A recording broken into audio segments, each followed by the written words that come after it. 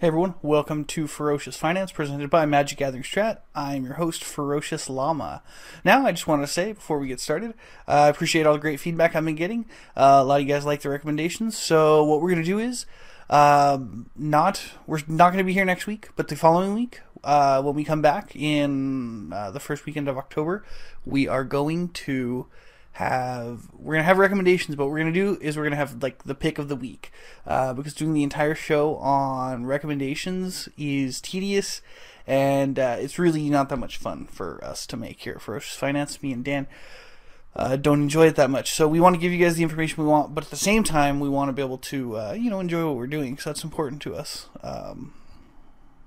So anyway, let's get started.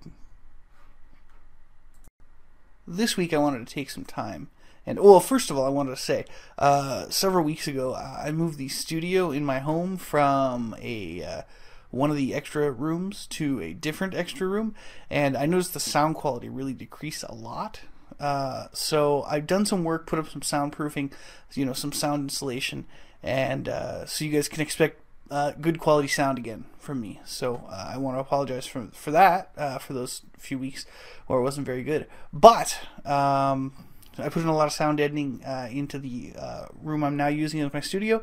So hopefully you guys will notice the sound quality. And anyway, the thing I've been thinking about a lot, and my friends always ask me, they say, "Hey, Ferociousllama, how do you know like you wanted to be an entrepreneur? Like, what made you think that?" And I was like, "Oh, well, that's easy. I just always knew." Like, I don't know. Like, when some kids are I have a brother who's like, "I want to be a fireman," and now he's a fireman. And it's just kind of that's just what I always wanted to do since I was a kid thing. But like, yeah, but weren't there ever times where you're like, "Oh, I want to do something else, or I want to do this, or I want to do that"? And of course, there's always times I want to do other things. But working for myself is really kind of how I got into this whole investing in Magic Online, because I was like, hey, it's something I like doing and I can make money at it. That's the definition of working for myself. So I thought, well, Guy, how can I, when do I really have like a beginning to all of that? And I always think of this one story. It started in the 1990s, early 1990s, when I was at a swap meet at a community college parking lot near my parents' house, where I grew up. And I was sitting, we wore rollerblades back then because they were cool, right? That's how long ago this was. And me and all my friends, we all rollerbladed and we played roller hockey. But in Southern California, which is not that common anymore. But anyway, I would go to the swap meet every weekend. I'd look for good deals on things I wanted to buy, little projects. I was always a big tinkerer on things. But this one time, anyway, so there are these rows of parking spots, and they're all marked off, with extra little markings for the swap meet. And you can rent a space, or you can split a space with someone, or you can get, multiple spaces or whatever. But then at the end of the row, there was always like a little planter that kind of, so people don't just drive their car like a maniac through a parking lot when it's empty. So they kind of, follow some kind of form of guidance, I guess, as they drive. So there were planters at the end of every row. At the end of every row, there were always like a few vendors that had like a card table set up, and I was always like, okay.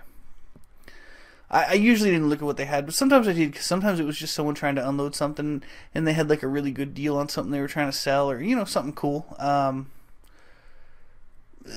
they weren't there to like make money, because there were a lot of vendors there who were like quote unquote retail swap meters who they were there every week and that was their business. Like for example, there was a video game guy, and back then it was when they had Super Nintendo, because that was the most advanced gaming system we had back then. And I was walking along at the swap meet, and there was a lady who had a whole bunch of video games, and I was like, well, I don't want these video games, but they're a very good deal. And she was a lady who was just there the one time at the end of her, at the end of the row. So I'm like, okay. So I go and I'm like, hey, I go to the video game guy who's there every week, who buys and sells video games, and this lady's just trying to get rid of her video games or whatever. I don't know if she's there to make money or whatever, but she's selling video games for cheap. So I go to the other guy and I list off. I was like, hey, you know, I got like 5 games. These 5 games. What do you pay for them? And I just remembered the prices. You know, the lady at the end of the row had quoted me, or she actually had them on stickers written down.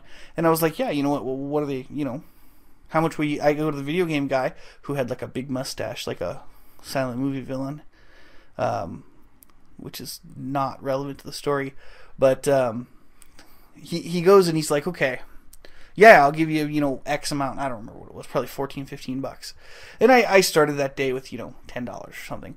So I go to the lady and I'm like, okay, I'll take this one. And so I buy it and I go to the other guy and I'm like, okay. And I sell it to him and I make a couple bucks. I'm like, well, you know, that's, at the time I was like, it's only a couple of bucks. But when you really look at it, I made like 20% in, you know, an hour, which is pretty good. Yeah, I'm providing a service by, you know, connecting the buyer and the seller. But, you know, like a 20%, that's like paying eBay a 20% fee for, you know, for connecting a buyer and a seller. And it's like, that's double. eBay charges 10%, FYI. So it's like double. And, so I'm like, okay. And at the time, of course, they didn't have eBay yet, so I wasn't sure if it was a good deal or not, but it sounded like a good deal because I started with more money than I ended up with more money than I started. So I go back and I do that a few more times until eventually I had to like make up a story, right? Because they're like, why don't you just bring all the games? I was like, oh, it's because so I told the lady, I was like, oh, my brother, he has a spot around the way and he wants to buy some. So he just told me to come and look and see, and he'll tell me what he'll give me for what he'll pay for them. And she's like, okay. So then I go to the video game guy, and I'm like, okay, my brother is selling video. He's got some video games. We're just trying to unload some stuff. We're just here today. We're trying to unload some stuff, and we got some video games. So, you know, can I? You're interested? Because, you know, they were like, well, you know, after I did it like 3 times. They were going to like cut me off, right? Because, you know, they don't want some middleman making extra money, right? Why don't they just split the difference and everyone's happy, right? This is what I was thinking. So anyway, so I go to the lady, and so I've done 3 or 4 transactions with her, and I was like, hey, can I take, you know, these games to my brother? Like these 5. And she's like, yeah. I was like, do you want me to leave my rollerblades here? I had very expensive rollerblades at the time. Because, you know, they were like my main mode of transportation.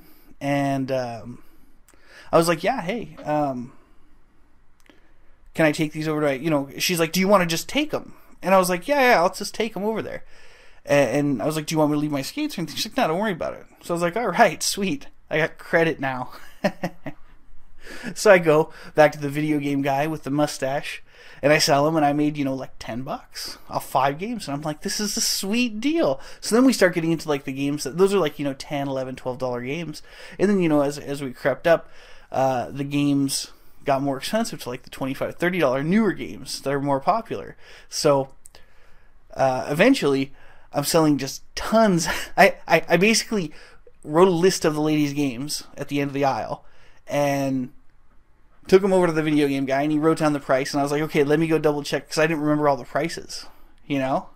So I went back and double checked, and I wrote down what price I'd take for them, and I ended up selling like 80% of those ladies' games to the swap meet guy who's there every week.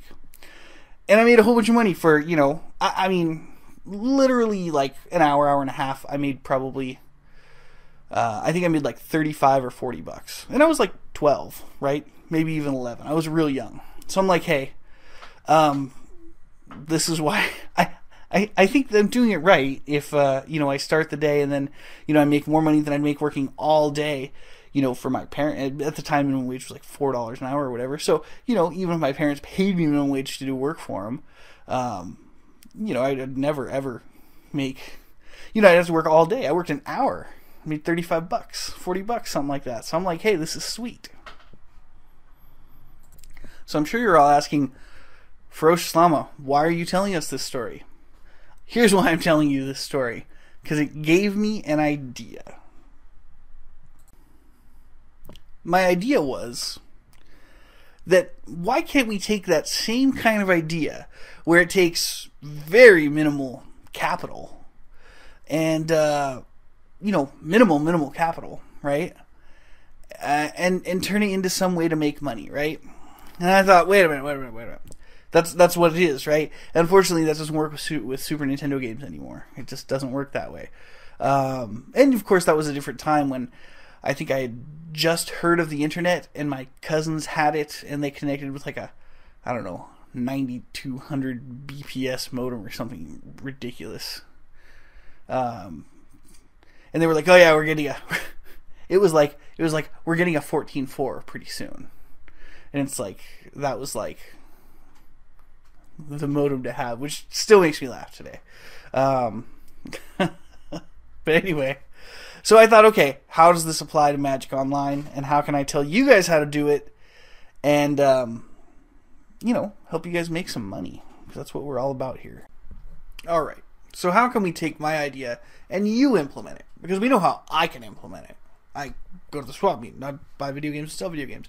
But okay, unfortunately you can't walk around at the Magic Online marketplace and find a lady at the end of the row who's not normally there, versus a guy who is, always there, who buys video games for reasonable prices.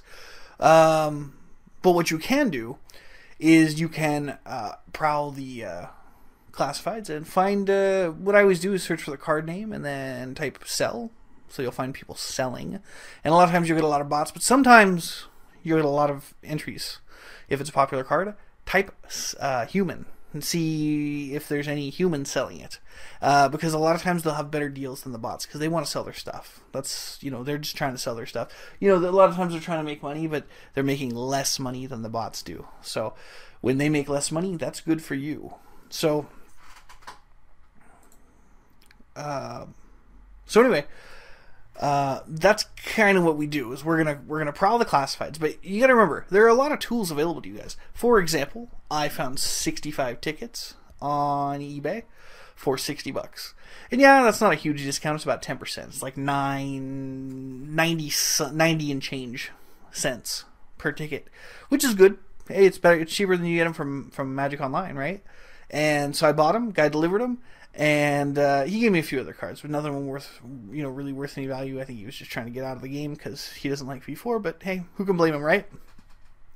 So anyway, I went, and then I said, okay, when the fetch lands from Khans of Tarkir got announced, all the Zendikar fetch lands dropped significantly in value, right? And one thing you guys got to remember, there is a possibility that because the third set of the Khans block will be a large set, there is a possibility that the Zendikar fetch lands will be in that block because Wizards are making a big deal about supporting Modern. So just a thought. I don't know. I have no basis for that other than a hunch. So just a thought. And anyway, point of the story is there was a huge sharp drop in the price of the Zendikar fetch lands. Like Steam Vents was the most expensive. I think it went from like $36, $37 or something down to like $30.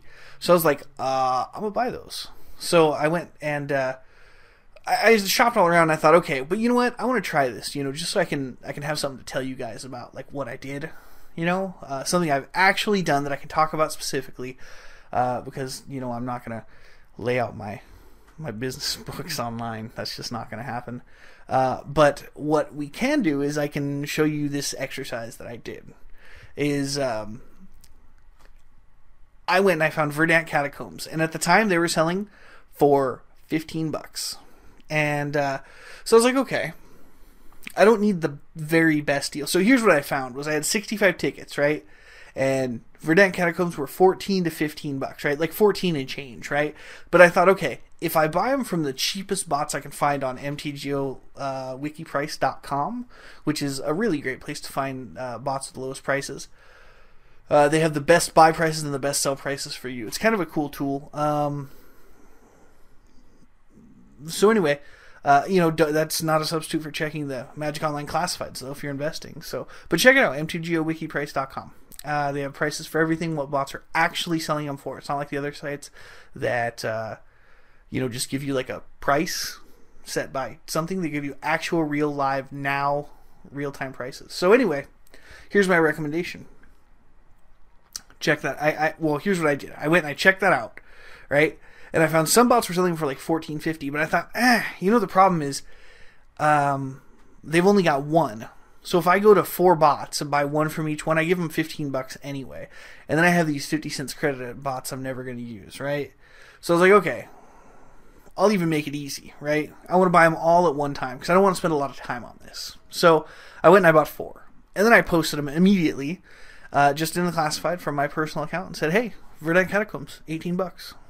Because they were kind of on an upward trend, which a lot of times when they're trending upward, you can get more than they're actually listed for, than they're valued at, because people will say, oh, well, they're going up, they're going to keep going up. So, yeah, there was a sudden drop, but it was already trending back upward for a few days, so it was worthwhile. So anyway, I went and I sold them the very next day, and then I bought more, and then I sold more that same day. So then the next day I bought more, and then the day after that I sold one. So as of right now, I have a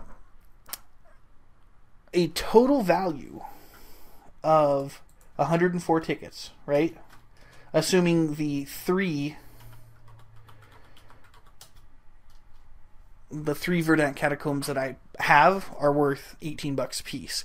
So I did it 3 times, and so right now I have 50 tickets, and I have 3 Verdant Catacombs. That's what I've got. And that's from, today is September 20th. It's a Saturday. And I started on September 16th, which is a Tuesday. So that's what I did so far. So I made, roughly almost 3 free Verdant Catacombs.